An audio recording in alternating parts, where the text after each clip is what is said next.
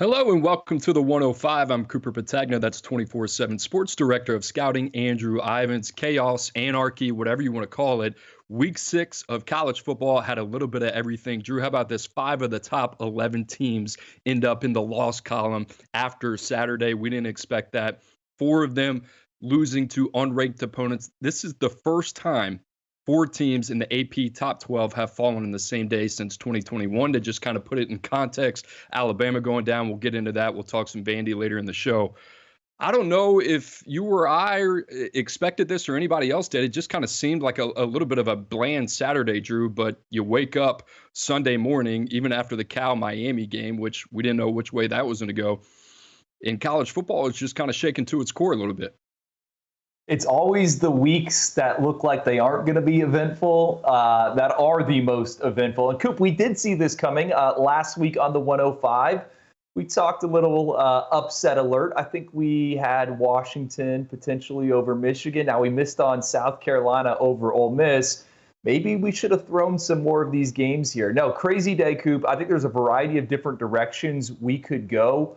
But what about Alabama? Kalen DeBoer, he's the king of Tuscaloosa one week. Honeymoon is now over. It is completely different, I think, vibes around that program after they lose to Vanderbilt. And really, it was a wire-to-wire performance for the Commodores. I know we're going to get into it in our How They Built It segment with Vanderbilt. For me, Kalen DeBoer, man, this is going to be the most difficult week he has ever had as a head football coach. The pressure is certainly mounting. The Crimson Tide just couldn't figure out that Vanderbilt offense on Saturday.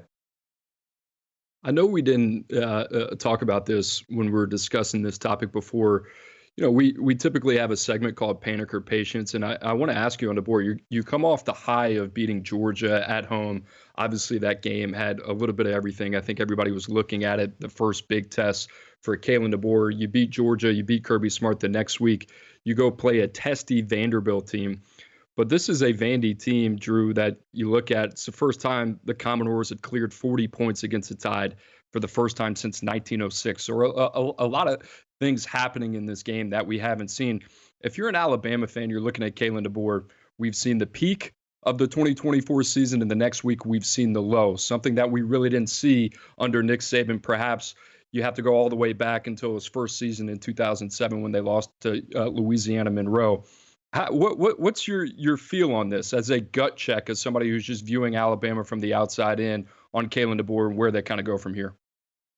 Coop, I have a good buddy that asked me at the beginning of the year my thoughts on the Crimson Tide, and I said, I think there's some potential speed bumps out there, right? Navigating the SEC is not an easy task, and I think Nick Saban will be the first one to tell you that. And you know, it's funny, ironic a little bit, Saban saying that Vanderbilt's the only easy place to play in the SEC a few weeks ago, and then you look up and the Crimson Tide are falling there in Nashville to Vanderbilt. But I thought when we entered the year, Cooper, if you go behind the scenes, back on the 105, what did we have some questions about? We had some questions about that secondary for the Crimson Tide, and we also had some questions about the wide receiver position. Now, Ryan Williams, the 17-year-old sensation, has certainly emerged as the go-to target. But I think when you look at this roster, you look at how it's made up, not a lot of veterans, right? A lot of guys that are learning on the job. And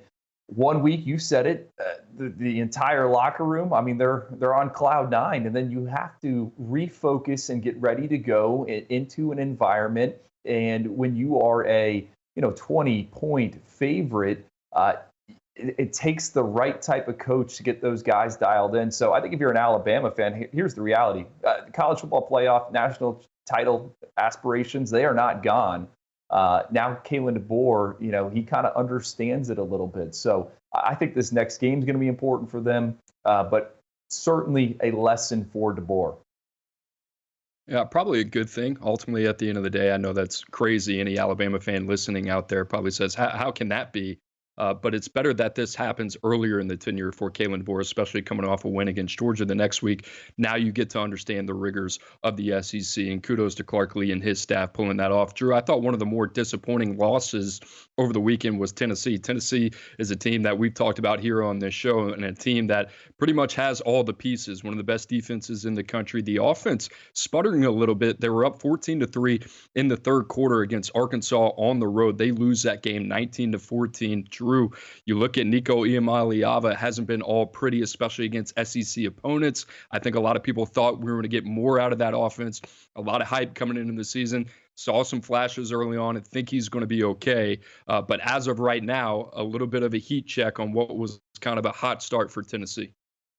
How about Sam Pittman and the Hogs? They deserve some credit here as well. Malachi Singleton, backup quarterback, has to come in and laid a big-time drive, the go-ahead touchdown. Yeah, Tennessee, Coop, when we broke them down a few weeks ago, we were talking all about that defense. We really didn't talk much about Nico Iamaleava. We didn't talk much about the wide receivers there, but I do think there is some reason to be concerned. I don't know if you want to use the panic meter or the confidence meter for the Volunteers, but Nico Iamaleava, here's the reality.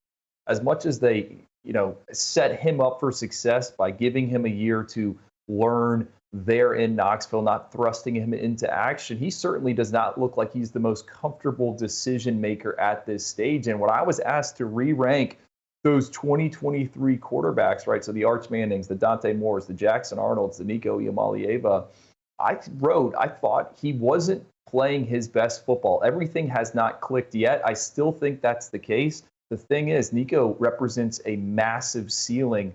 Tennessee just got to figure out a way to get the easy ones, get him in sync, and allow him to move them down the field. Takes time. I still think Nico's going to be okay. I think you agree with that as well. Josh Heupel, obviously the right guy to get him right. They have all the pieces they need on the offensive line, especially at receiver as well. We expected them to be a little bit more dynamic. Drew, up-tempo here, a tough loss for Missouri. Eli Drinkwood's team that was ranked in the top 10 going into College Station against Texas A&M. Connor Wigman had other plans coming out after missing 3 games, and man, Texas A&M lit Missouri up for over 500 total yards of total offense. Texas A&M seemed to be making a statement. Missouri, they've struggled with Boston College. They struggled with Vandy earlier on in the season. Not too surprised by this, but still disappointing in Missouri. Mike Elko, man. How about that defense for the Aggies, that front seven specifically, that defensive line just applying pressure and then really shutting down Missouri's top 2 wide receivers. Coop, I don't know if you have a take on the blanket gate. William Lee giving Theo Weiss or apparently sending one to his hotel room. I don't know if it was a motivation tactic for Eli Drinkwitz. Kind of clap of the hands or a tip of the captain. I would have never thought to do that. I wonder who inside that building brought it up. But I think Texas A&M, man, this is a massive win for Mike Elko. When you look at what they're doing on the recruiting trail, Cooper, I know me and you right now auditing these senior seasons for the class of 2025. We're big fans of a lot of the prospects that are committed to Texas A&M. And you know who was in the stands over the weekend? Lamont Rogers, offensive tackle, committed to Missouri, but taking a look at Texas A&M. And you would think that on-field results, even in the name, image, likeness era, could help the Aggies with Lamont Rogers. Good time to buy stock in Texas A&M in Mike Elko. Blue-collar program, blue-collar approach. You're starting to see the dividends of that already. All right, 2-pack in the Big Ten. We had Michigan on the road against Washington. They lose by double digits. I think we knew Washington was favored in that game by a point. Maybe thought it would have been a little bit closer. And then you have Minnesota with a big win over USC. Drew, your quick takeaways on both these games. Well, I wanted to ask you about Michigan's quarterback situation. Hey, we raised our hand a few weeks ago, Alex Orji. This guy cannot throw the football down the field. And you knew at some point, right, there was going to be a situation where the Wolverines were behind the sticks. They were going to have to pass the football. They couldn't lean on that ground game. That all came to fruition over the weekend in Seattle. Great game plan from the Huskies. Jed Fish, you would have to think has that thing headed in the right direction. But I have a ton of questions about Michigan. Not sure how they entered the year, and this is your quarterbacks. 3 different guys have played. It just doesn't feel like this was the right move heading into the year. Yeah, Jack Tuttle gave him a spark off the bench, the 6-year senior. And you look at that room, it was Davis Warren, and then it was Alex Orji, and now you got Jack Tuttle. It doesn't seem like they ever had a plan at quarterback. And Drew, this is a playoff team to me. You watch Michigan play, they have all the parts to be a top 12 team in the country. That's the most disappointing thing. I think they dropped the ball there in the offseason, not going into the quarterback market, especially when you got a guy going into the first round and J.J. McCarthy. And then with USC, things are only going to get tougher in this Big Ten schedule. This is a tough loss. I think that margin of error is super, super slim for Lincoln Riley, Drew. If this is not an 8-9 win season you can build off of, things start to get a little hairy in Los Angeles. Guys, stick with us. We got Freshman Flowers coming up next after the break.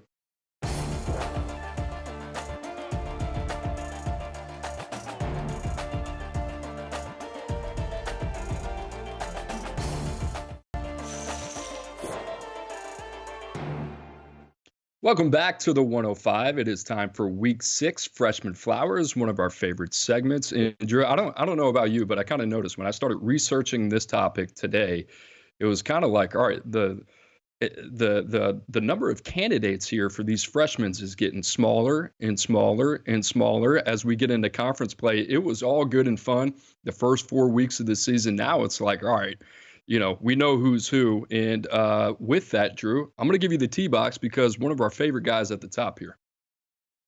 Coop, this is my guy. Coy Parrish, Minnesota safety, called behind the scenes in the 24/7 Sports scouting department. Coy Pond comes up big for the Gophers in the upset of the USC Trojans. Wasn't slated to start the game, but Kerry Brown goes down with an injury. Coy Parrish comes in, ends up playing 48 snaps, has the game-sealing interception to go along with 6 tackles, a forced fumble. Last week we saw Coy Parrish with a big punt return. Now he's doing it on the defensive side of the ball. He was named the 24/7 Sports True Freshman of the Week by Chris Hummer. And if you do not know the name Coy Parrish, from a town of less than 2,000 people in rural Minnesota, this is a kid that was number 5 on my annual freaks lists, had scored over 1,000 career points on the hardwood, 3-phase impact player on the gridiron. He also went 10-8-9 in the 100-meter dash in sub-40-degree weather. We got him into the All-American Bowl late last year, one of the last invites to go out. What does he do? He ends up being named MVP there. Finished as our number 5 safety. This guy screams PJ Fleck to me. It was awesome just to see him come in and make plays as a true freshman, because we saw this when we dug into the tape this time last year. Coy Parrish, salute to you for making us look good.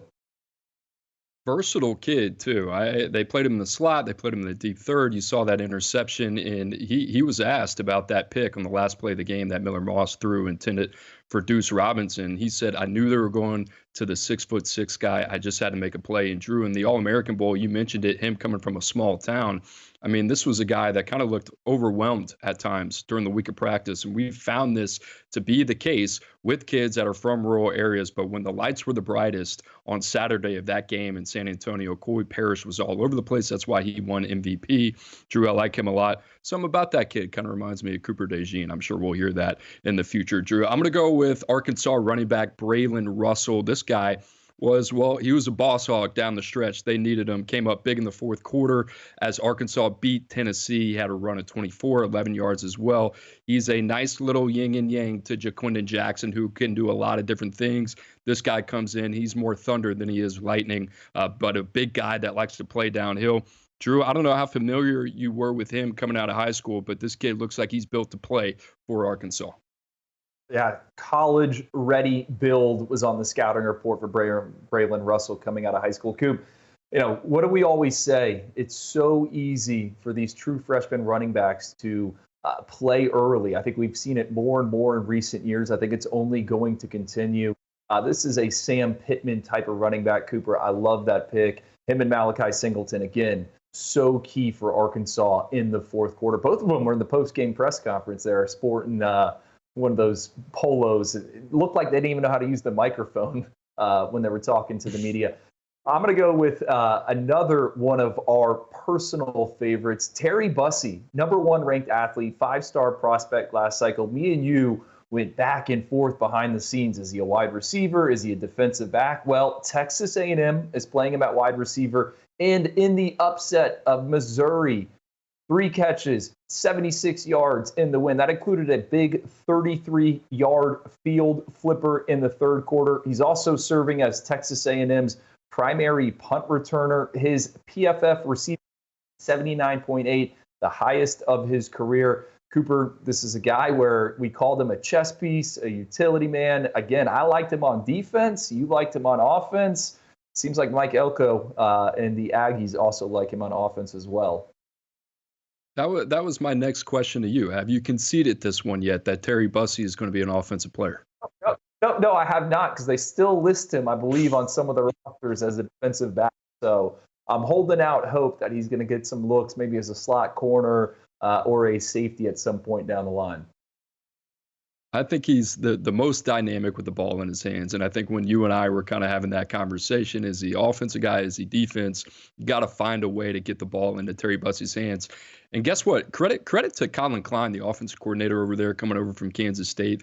The way they utilized Terry Bussey out of the backfield. You saw some downfield playmaking ability as well. Find a way to get him in space. I think Texas A&M, Colin Klein, they're starting to figure out what the vision is for Terry Bussey. Drew, last one for me. We talked a lot about this kid this year. How about KJ Bolden, man? This kid's been dynamite.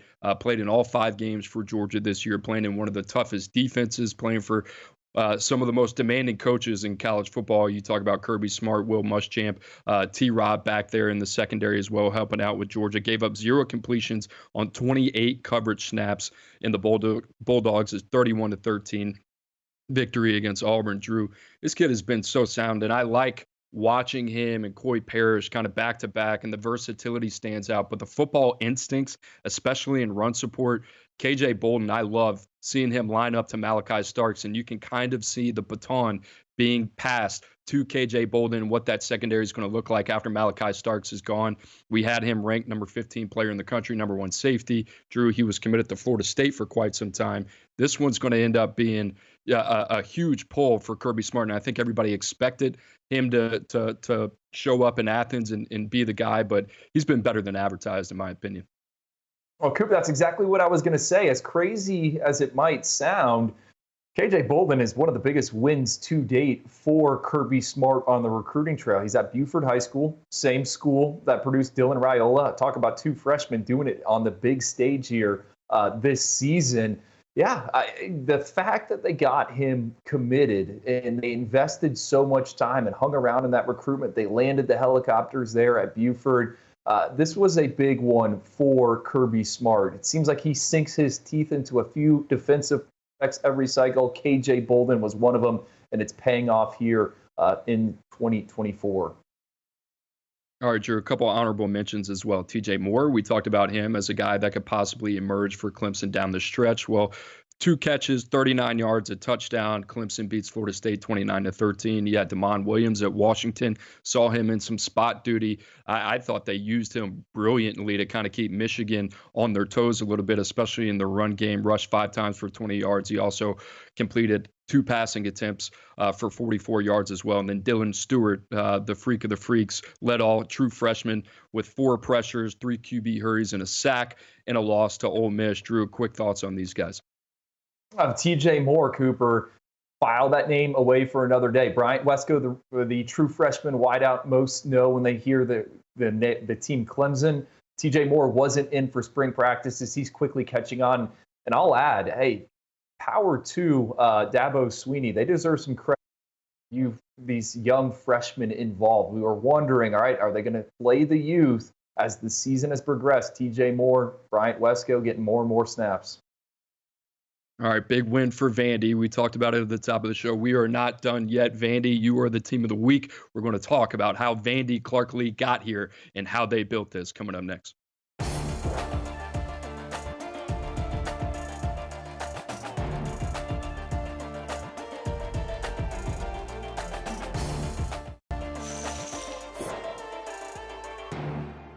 Hello and welcome back to the 105. Drew, I don't know if you noticed, but there is a field goal here in the Cumberland River in Nashville, Tennessee. You mapped it out, 2.4 miles from Vandy Stadium all the way to that river. They had to go through Broadway. I can imagine being a bachelorette party on Saturday night, seeing that, what was going down after Vandy pulled off the massive upset over Alabama, knocking off the #1 ranked team 40-35. Drew, now time to talk about how they built this. Vandy 3-2, Clark Lee, Drew, one of our, I think, favorite guys to really cover, because we know how difficult of a job this is, and he's just had to build it up more meticulously year after year. Shout out to Barton Simmons, used to be the director of scouting, your job here at 24/7 Sports, helping lead that operation. So, Drew, it's been a long time coming since Vandy had a win like this. This might be the first time in program history since they've had a win like this. So help us understand how they get to this point. Well, it's definitely the biggest win in program history. That's a for sure. I think they were 0-60 against AP top 5 opponents heading into this one. They get the job done. I got one word for you, Cooper: adaptability. I think that is how we describe how Vanderbilt got this done. And I think for a lot of programs around the country, they need to take a look at Vanderbilt and see what has transpired really over the past 6 to 12 months. Clark Lee, when he took over there at Vandy, he tried to build through the high school ranks. And there was a lot of former prep recruits making plays on Saturday for the Commodores, but there was also a lot of transfers. And Vanderbilt 2 cycles ago brought in just 3 transfers. This cycle, 23 different transfers. Clark Lee realized he needed to pivot and change his operation, how they were going to go about things with this name, image, likeness, with player movement at an all-time. He went to the administration. They figured it out. They started bringing in some veterans. 2 of those veterans, Cooper, I want to highlight.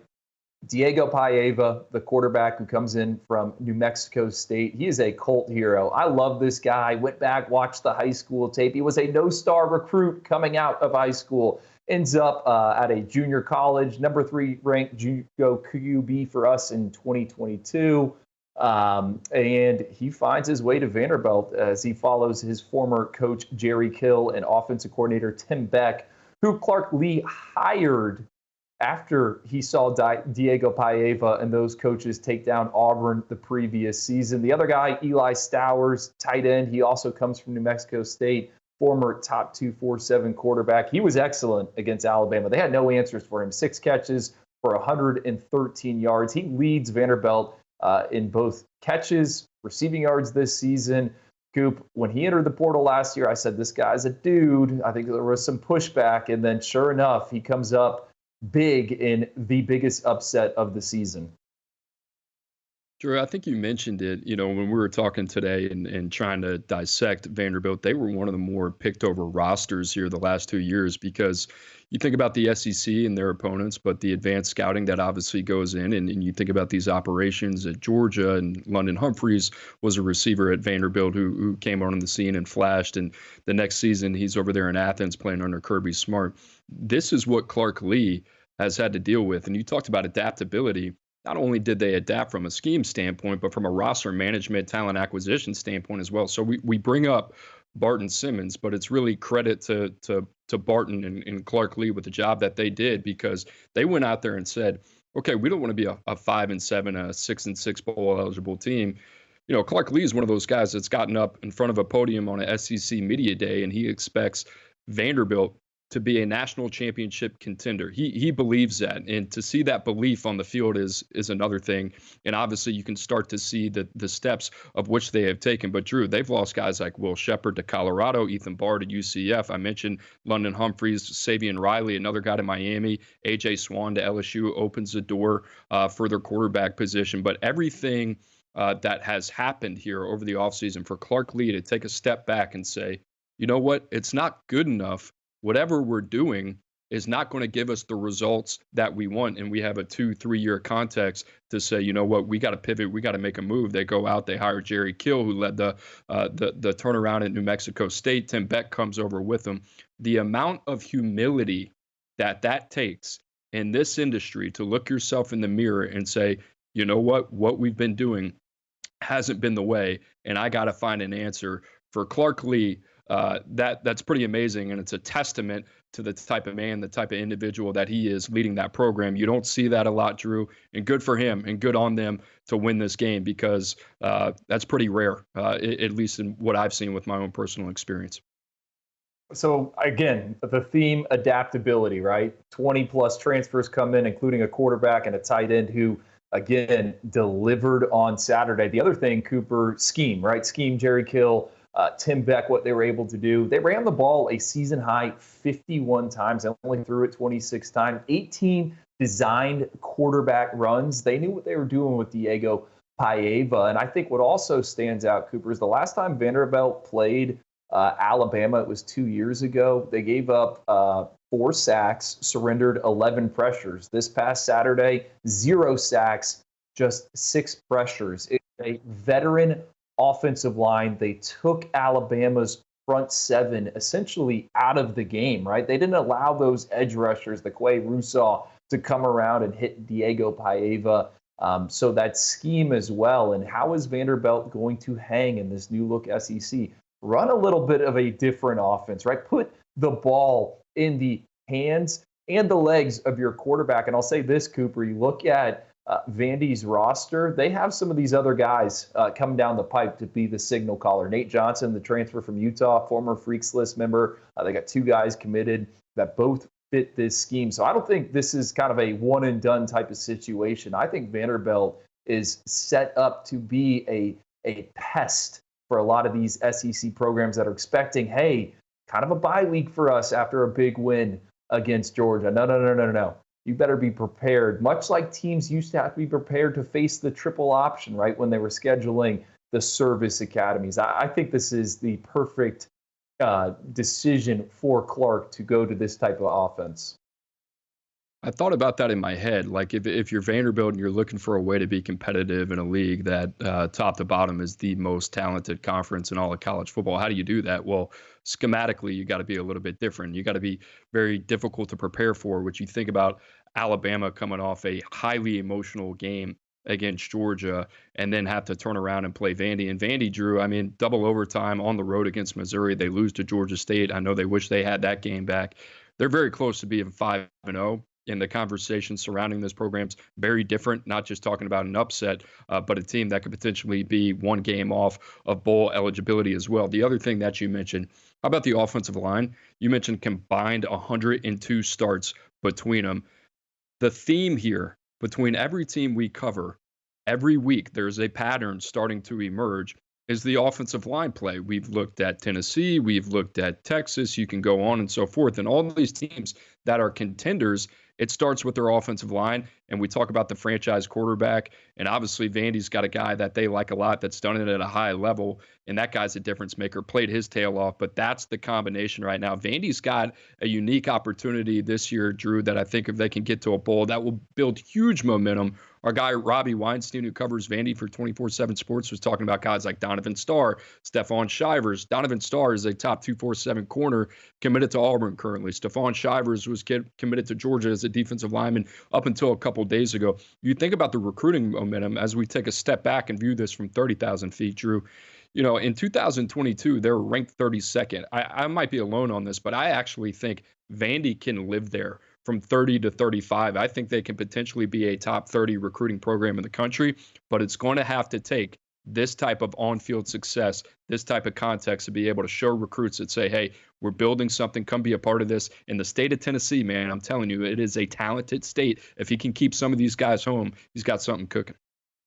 And we've seen them go down into Alabama, Florida. They're not afraid to recruit anywhere. Heck, Cooper, in that front 7 for the Commodores in the 2 deep, they had 2 German-born defenders that played some meaningful snaps for them. And I know Barton Simmons many years ago went across the pond when he was working at 24/7 Sports to scout one of those camps just like we have. So I thought it was pretty cool to see some international flavor doing it for Vanderbilt. And I think they have to think outside the box, right? Adaptability. Where are you going to get your talent from? You got to go into different corners of not only the country, the world, that other people aren't willing to do if you're going to get that edge. And it's coming together here for Vanderbilt as of late. Drew, if Barton keeps this up, you might be getting a call sometime soon. Andrew Ivins, General Manager, College Football. Wait for it, guys. We have the 105 Guys Midseason Awards coming up next. Trust me, you're going to want to find out who's on the list.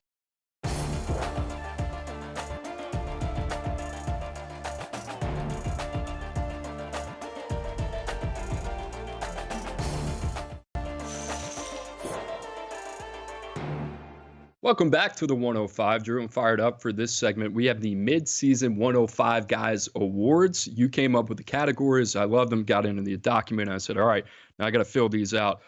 But we're recruiting guys, right? That's where it starts for us. So we better start with the Freshman of the Year or Freshman Midseason Freshman of the Year. That's probably a better category for it. But Drew, no surprises here. Who you got?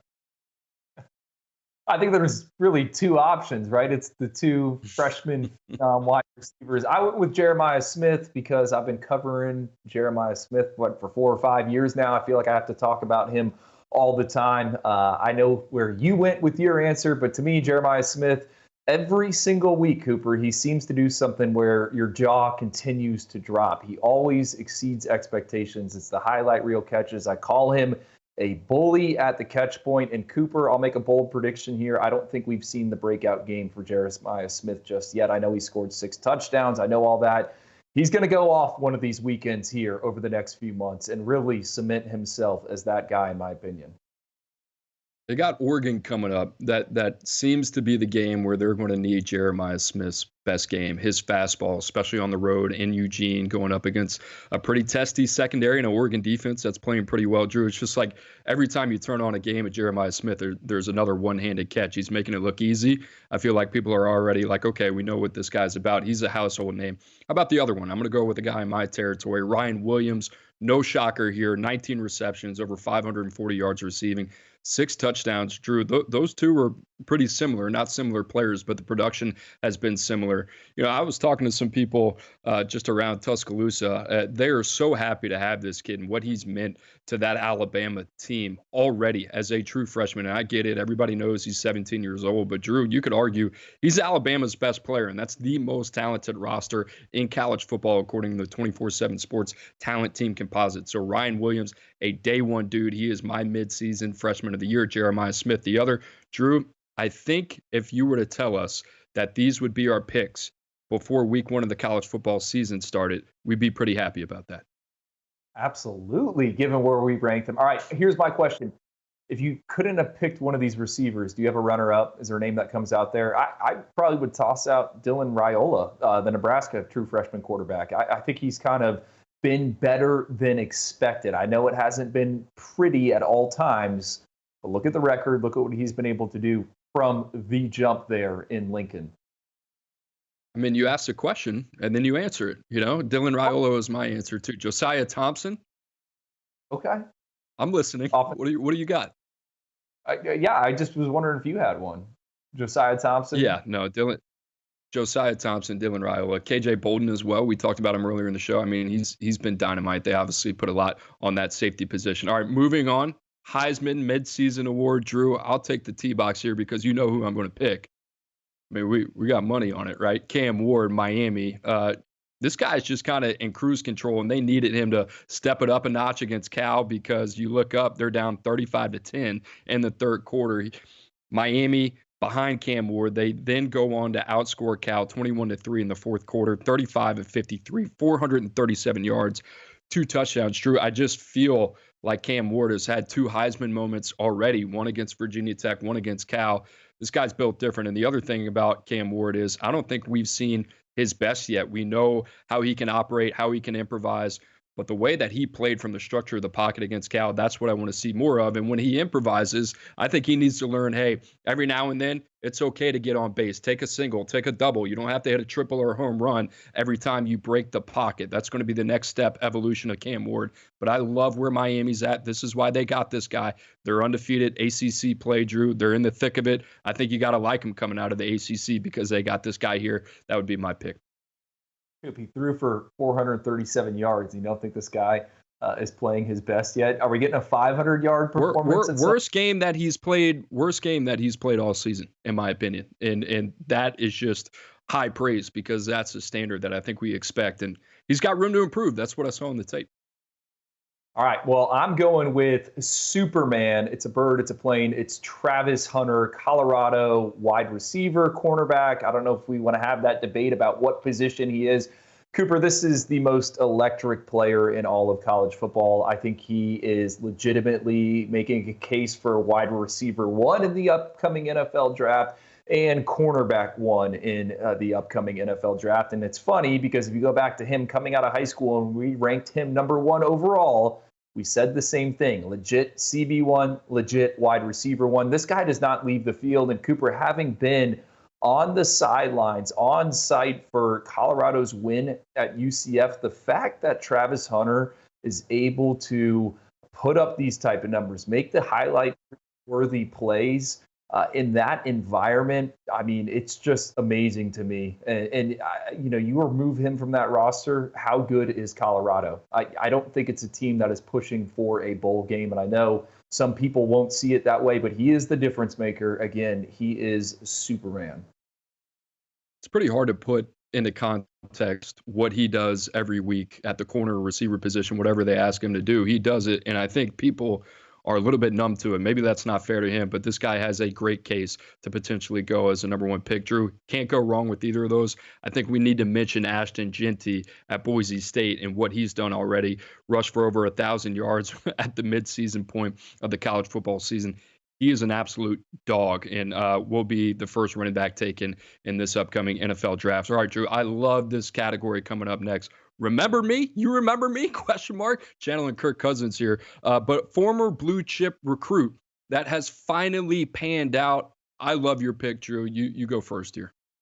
Ja'Cory Brooks, former 5-star wide receiver. He was at Alabama, transfers into Louisville. You look up and see what he has done this season. 25 catches, 489 yards, 6 touchdowns. Also, Cooper, I loved Louisville's uniforms over the weekend, that little red with the gold in the logo. Average depth of target, 20.4. That ranks first in the ACC this season. We like this guy a lot coming out. He started off at Booker T. Washington. I remember watching him when he was an 8th grader, a young pup. It was kind of like the same thing with Jeremiah Smith. He goes to IMG Academy, ends up at Alabama. You're like, this guy's going to go in the first round. That's what every Alabama wide receiver does. Doesn't kind of figure it out, takes a while to find his bearings, has to leave, and now, I don't know. I think there's a chance he might play his way into a potential day 2 type of selection, pro ready size. And again, he can create explosive plays, 10 of them so far this season. I like that one. What do you think has clicked with him? Just in terms of the environment change from Alabama to Louisville.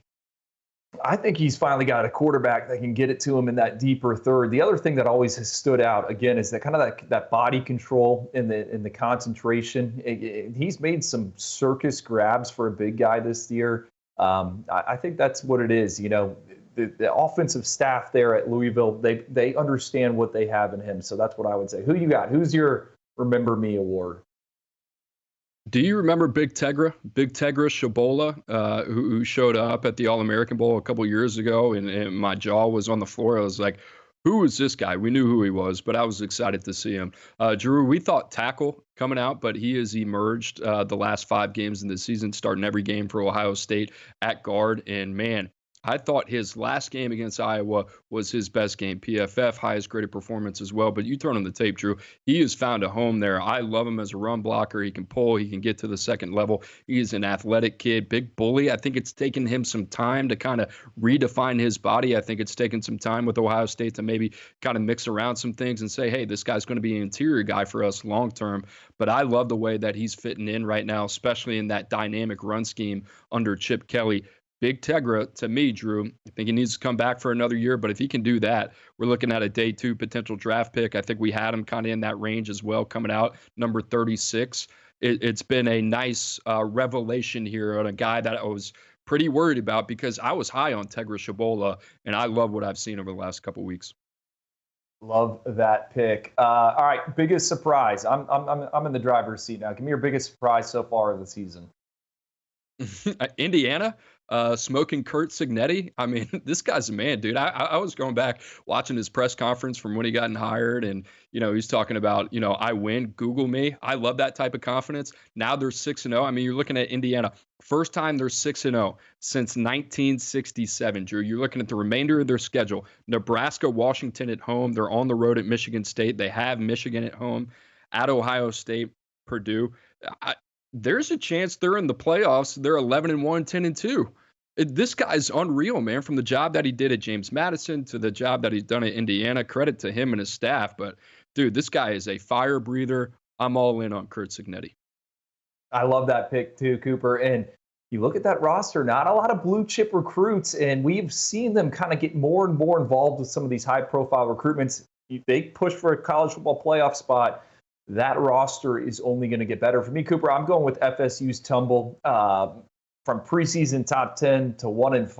I don't think anyone could have envisioned this. It's like a 100-year storm, a 100-year flood. Like, are we ever going to see this rise and fall ever again? We don't really need to spend much time on it. We talked about it at length, but certainly kind of an eyebrow raiser, just what has transpired there in Tallahassee. They're finally rolling with Brock Glenn, the redshirt freshman quarterback. Excited to see what he can do because he might be the arm of the future there in Tallahassee.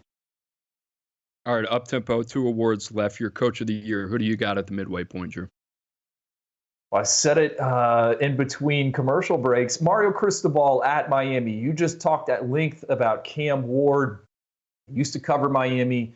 Very familiar with the program. These past 2 games, the one against Virginia Tech, the one against California, if Manny Diaz is coaching them, if Mark Richt is coaching him, Miami is not winning that opportunity. Mario Cristobal gets it done. Cam Ward, you have to get the quarterback there. So for me, it is Mario and what he has done from a roster and talent acquisition standpoint. He's also retained his staff, Shannon Dawson, Lance Guidry, the defensive coordinator. I don't think people have talked enough about keeping those 2 guys there. Tons of continuity in Coral Gables. All right, give me Brian Vincent, Louisiana Monroe, Drew. You look at ULM, 4-1. This is one of the most difficult jobs in all of college football. Brian Vincent was the interim head coach after Bill Clark left UAB. He got a raw end of the deal. He went 7-6, went to a bowl game. They hired Trent Dilfer. UAB's 5-11 since then. You got to love what Brian Vincent has done at ULM. They're 4-1, coming off a big win against JMU. Real quick, Drew, one-liner on these guys. Coordinator of the year. Midseason so far. Who do you got? Pittsburgh OC Cade Bell. Panthers are 116th last season in scoring offense and total offense. Now they rank in the top 10 for both categories. They are undefeated. Cade Bell comes over from Western Carolina. He's one of the youngest offensive minds in the game. I think he's going to be a hot name when we get to that coaching carousel. A guy with a ton of ties to the Sunshine State. You think about FSU, Florida, Cade Bell. File that one away for another day. Shout out Eli Holstein as well. All right, Drew, give me defense coordinator, Tennessee, Tim Banks. Guy's been unbelievable. Vols ranked number 2 in total defense right now. We talked about that evolution a couple of weeks ago. Shout out to him. It's the offense that's got to get it going, believe it or not. Speaking of offense, we're going to talk about Deuce Knight, his flip from Notre Dame to Auburn right after the break.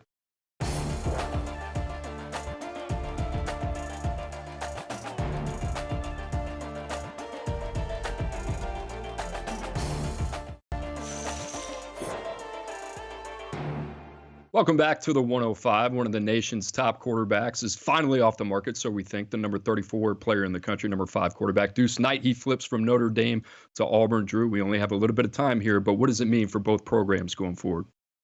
Well, Coop, I still think Auburn's going to need to take a veteran quarterback in the transfer portal. Have to figure it out. Deuce Knight, we love him, potentially lottery ticket, one of the freakiest quarterbacks from a testing perspective we have ever come across. But you got to remember, still progressing as a passer, and he has a losing record on Friday night. So Auburn still needs to figure it out in 2025. For Notre Dame, you think about them, they are in a opportunistic position here. They can dig into the senior tape of all these quarterbacks around the country, and they can walk into a school with that big ND logo and try to pry one of these quarterbacks away from another school. That's what I think for the Irish. Marcus Freeman, I'm excited to see who they target on the recruiting trail at quarterback. Auburn up to 3 in the 24/7 Sports Composite Team rankings. Notre Dame back to number 13. Guys, we appreciate you joining us today, as always. And just a reminder, you can find the 105 every Monday on the CBS Sports Network and on Wednesday on the 24/7 Sports YouTube channel. For Andrew Ivins, I'm Cooper Petagna. Thanks for stopping by. We'll see you next time.